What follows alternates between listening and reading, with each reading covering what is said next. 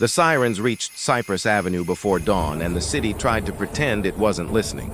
Red and blue washed over glass and stone as if the street itself were breathing, and somewhere above the rain, a single window glowed like an eye that didn't want to blink. Inside that window lay a man who had designed half the skyline and a life that never admitted to shadows. Daniel Mercer had the kind of face newspapers trusted and the kind of resume that made them obedient. He was the architect you hired when you wanted to turn an empty lot into a promise. Tonight, on a floor of white marble and careful silence, he was a body, and the promise was gone. Detective Marlon Vega stepped over the threshold with the patience of a man who knew grief had a sound. It wasn't the sirens, and it wasn't the whisper of gloves against doorknobs. It was the quiet after, the way rooms inhaled and refused to exhale. He took it in, the broken crystal decanter glinting under the recessed lights. The smear that had started as a drop and ended as a story across the floor, the glass coffee table spidered with radiating cracks, a constellation of bad decisions. Ava Quinn moved like a metronome of light and method, soft steps, steady breath, camera in hand. She paused by a photograph on the wall. Daniel, his arm around a man whose smile had work in it, the kind of smile you sculpt for other people's comfort. Gala night. Champagne, the smile of someone who understood that belonging was a costume. Tyler Cross, nightclub owner, pillar of a different sort of community, no plaques, no ribbon cuttings, just rooms where city music drowned out the rest of the week. In picture after picture, Tyler stood a step back, then half a step closer, then shoulder to shoulder, the orbit tightening until the two men looked like they'd been cut from the same piece of sky. Captain Reyes arrived in a coat that had collected too many storms. "Domestic," someone had said into a radio downstairs, as if the word could shrink what it touched. Reyes didn't correct them. He didn't need to. Vega followed the blood to the half-open bedroom door, and the story followed him.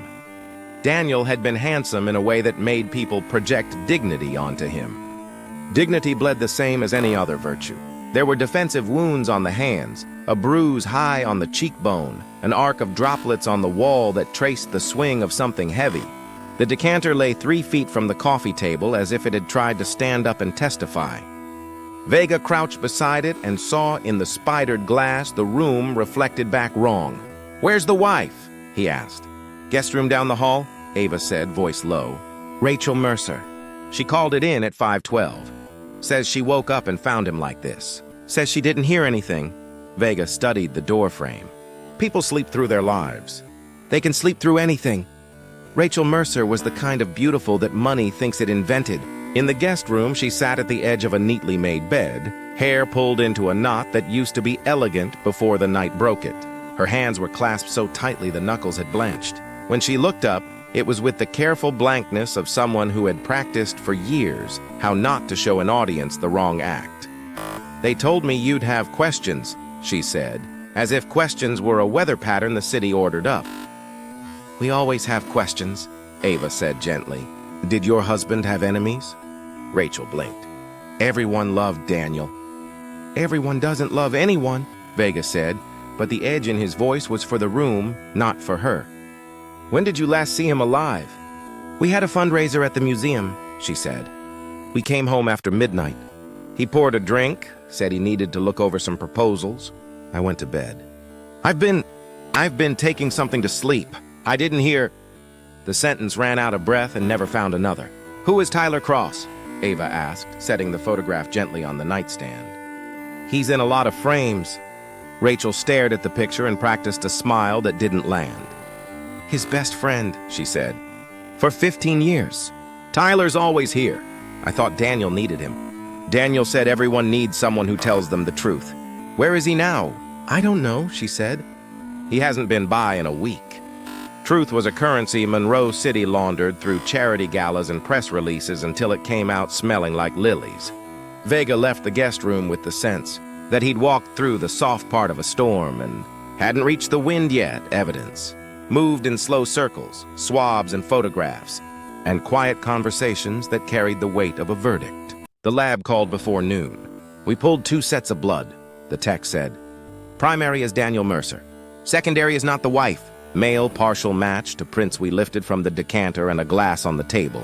You want to guess the name? Vega didn't guess, he knew. Tyler Cross, he said, and the line went silent long enough to agree. On the screens in the incident room, city footage stitched a night into a map. At 1:43 a.m., a camera caught Daniel and Tyler entering the lobby, laughing the way men laugh when they need the sound to float them above the undertow. At 2:14, Tyler's black Jaguar slid away from the curb on Cypress Avenue. The driver kept his face turned from the streetlight, but the way he favored the wheel with his left hand told a story the camera hadn't intended to tell. The passenger seat was empty. 4 blocks later, the car took a route you didn't take unless you wanted to be alone with something you didn't understand, down toward the Industrial Canal, where the city stopped pretending to be romantic and admitted to being machinery and water. Vega watched the timeline credit roll. Somewhere between the lobby and the canal, something had broken that couldn't be rebuilt. He sent units to Tyler's club, the Glass House, a place of brass and shadows where the music made private space for what people didn't say. The bartender said Tyler had closed early the last 2 nights, walked the floor in a loop, touched the backs of chairs he'd known for years as if they could testify for him. He looked like a man wearing someone else's heartbeat, the bartender said. He kept checking his phone and then not checking it. The Jaguar turned up first, a black confession of steel and leather, wiped, rushed clean, and left to cool a block from the canal. Tyler didn't turn up until the river decided it was done keeping him. Day 3, Pier 19. A place that smelled like rust and mornings that hadn't yet learned there would be afternoons. He came back wearing the city. Water, grit, a bracelet gold enough to remember parties that didn't believe in bad endings. On the inside of the band, 3 letters, F-O-R. The rest had been worried away by the friction of a man's last hours. The autopsy put names to the shadows. Tyler hadn't drowned. The skull fracture matched a decanter's edge as neatly as a key fits a familiar lock. Daniel's fracture was the same. There were bruises on both sets of knuckles and flesh under both sets of nails. Love is a verb everyone likes to say. So is panic. Reyes stood with Vega in the morgue's burnt sugar cold, the kind of chill that made the living self-conscious. Double tragedy, he said, and shrugged like a man who had to give the press something he did not believe. World will call it a lover's quarrel. City will call it Tuesday. City will call it whatever keeps its hands clean, Vega said. Ava's voice came from the doorway. We pulled a voice memo from a recovered cloud backup. Timestamp 1:58 a.m., last night alive. It's Tyler. You want the short version? We never want the short version, Vega said. She read from her phone, and the room adjusted its breathing to listen. Tyler. Danny, I can't be your emergency exit anymore. Rachel deserves more than a ghost. We both do. We tell the truth now, or we stop pretending this is anything but a slow death. Another voice, muffled. Daniel, probably. This city eats truth for breakfast. You want to feed it our bones? Then a scuffle, glass breaking, a thud. The recording cuts. Silence has a way of revealing things men won't. In that quiet, the picture settled. 2 men inside a room that looked like success, asking it for permission to be honest. Success declined. The decanter swung. Blood made geometry of the air. A car fled. The canal received what it always receives. And in the penthouse, a man who had spent a life shaping the horizon could not figure out the shape of dawn without the person who had just broken in his arms. The narrative the city prefers is simple: victims and villains. Cleanly labeled, no overlap. The narrative the evidence wrote was more complicated. 2 men trading places with each other, first the protector, then the threat. First the beloved, then the unbearable reminder of what couldn't be said. Daniel didn't leave a note. Men who spend their lives designing straight lines rarely leave one when they finally step off the edge. Rachel identified Tyler's body without dramatics. Her eyes moved as if they were wearing weights. He gave us a couch, she said to the sheet to the memory. When we first moved in, he said our first evening should be soft. No one told her what words to say. No one could. Vega and Ava drove Cypress Avenue the way you drive a road that still holds heat from the fire that crossed it. The city pretended it had gone back to sleep. Coffees steamed in hands that would scroll headlines calling it a love triangle, a scandal, a cautionary tale fit to be folded and put away by dinner. They stopped at the bridge that knitted downtown to waterfront and stared down at the black ribbon that had returned Tyler and kept Daniel. In the railing paint, someone had scratched a phone number and a single word: call. The metal held both rust and something like a prayer. "You think he jumped?" Ava said.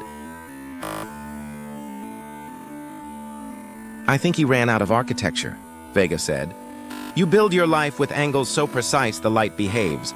Then one night the light tells the truth, and the house you live in refuses to hold you. Men like Daniel always get a choice," she said. "They think they do," he said, "until the choice turns around and chooses them." The case file thickened and then stopped like a river meeting the sea. The DA wanted it tidy, and tidy didn't include what Monroe City does to people who don't fit their reflection. Reyes signed the summary with a pen that had buried more messes than it had solved.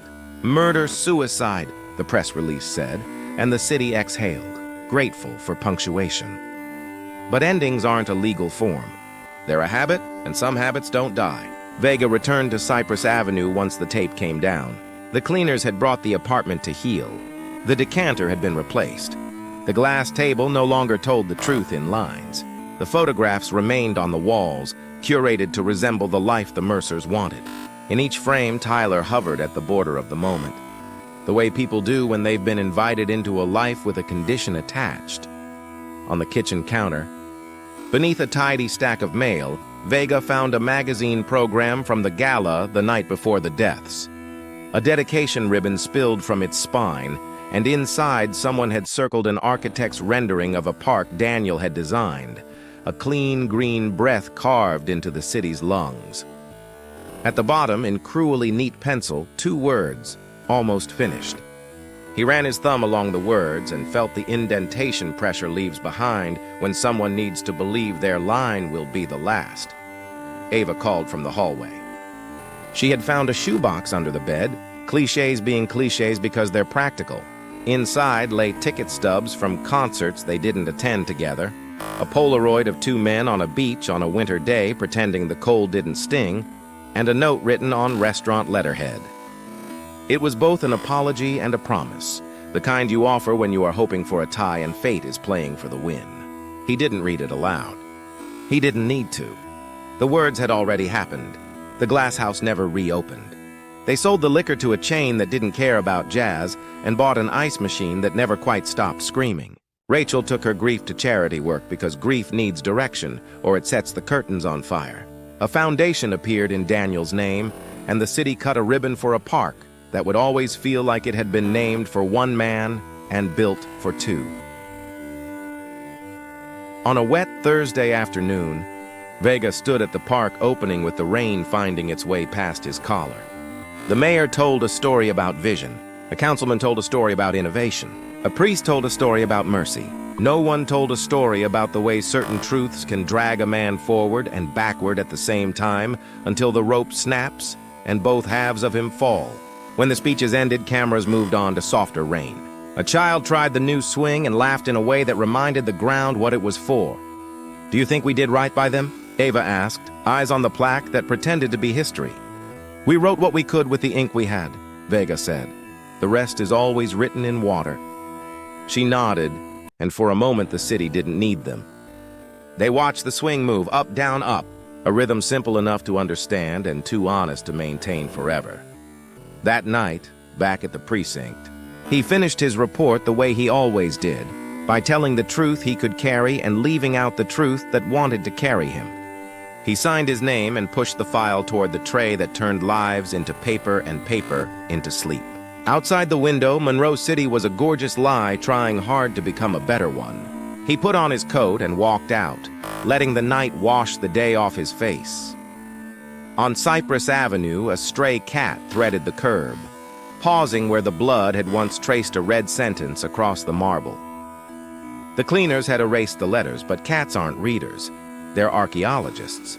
The cat considered the doorway, decided it had nothing left to teach, and moved on.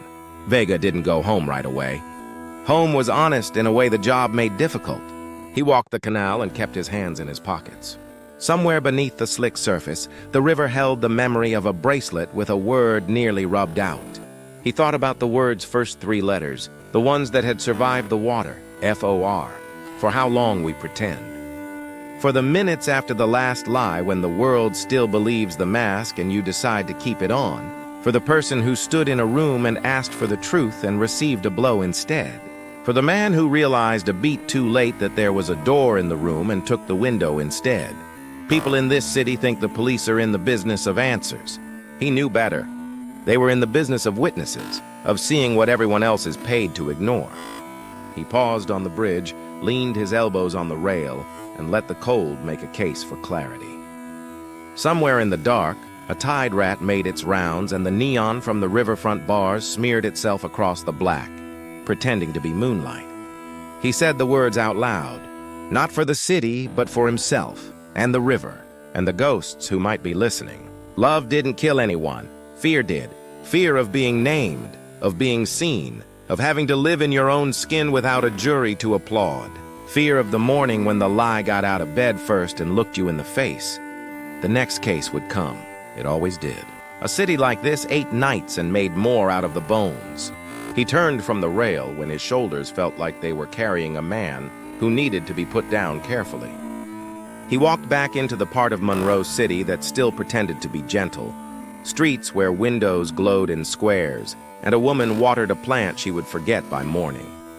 He passed the glass house, now closed and dark, and in the blankness of its sign he saw a reflection that was almost his and almost someone else's.